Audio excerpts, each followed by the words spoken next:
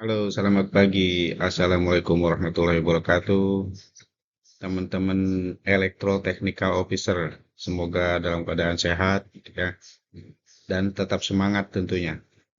Jadi saya yakin Anda semua sudah paham ya, tentu di kapal itu sistem kelistrikan ataupun elektrik ya tentunya sangat kompleks dari anjungan sampai haluan, dari buritan ke semuanya termasuk di kamar mesin tentunya.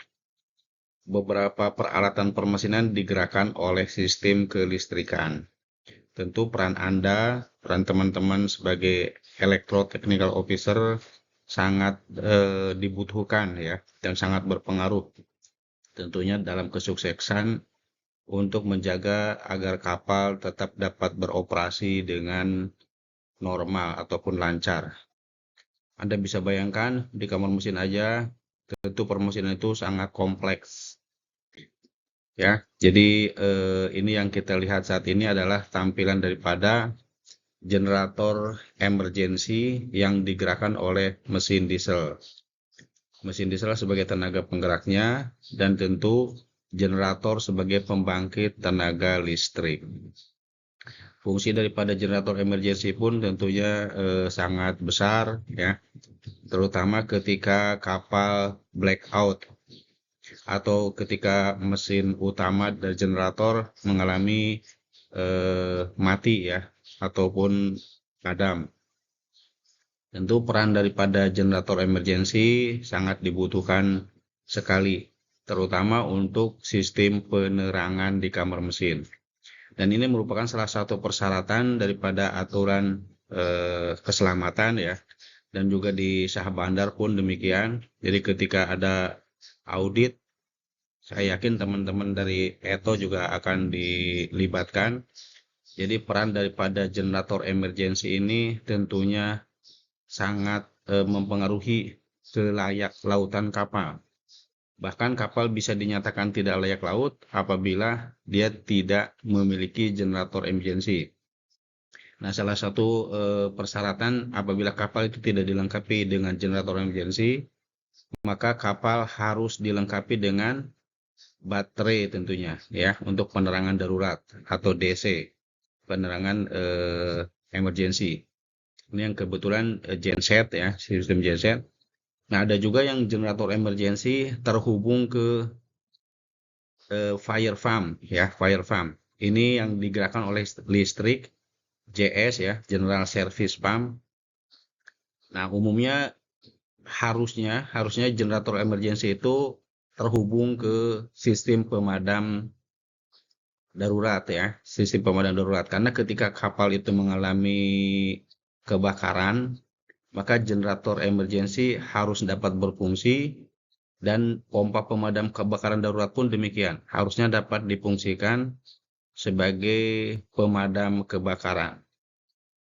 Jadi Anda sebagai Technical Officer, teman-teman semuanya harus memastikan ya, harus dipastikan apakah generator emergency ini terhubung ke JS Pump atau tidak.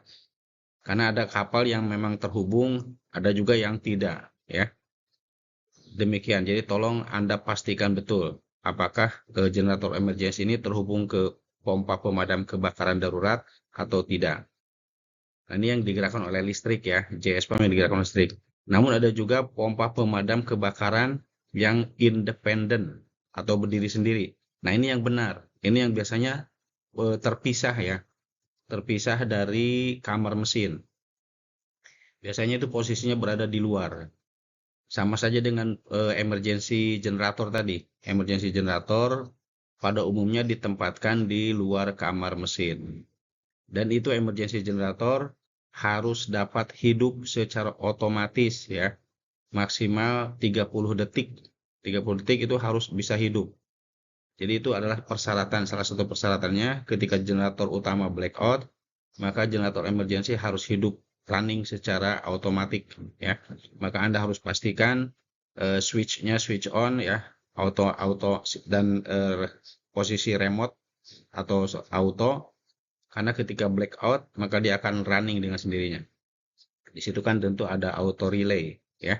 ada sistem untuk auto start. Kemudian yang ini yang generator, yang untuk pompa pemadam kebakaran darurat. Nah, ini umumnya yang benar itu adalah digerakkan oleh motor diesel, ya, oleh diesel. Jadi tenaga penggeraknya itu diesel. Artinya pompa ini berdiri sendiri atau independen. Sehingga ketika di kamar mesin blackout, ya, di sistem kelistrikan tidak ada sistem kelistrikan dari kamar mesin, bahkan mungkin tidak ada kelistrikan dari generator emergency, maka pompa pemadam ini dapat hidup secara independen atau mandiri, ya.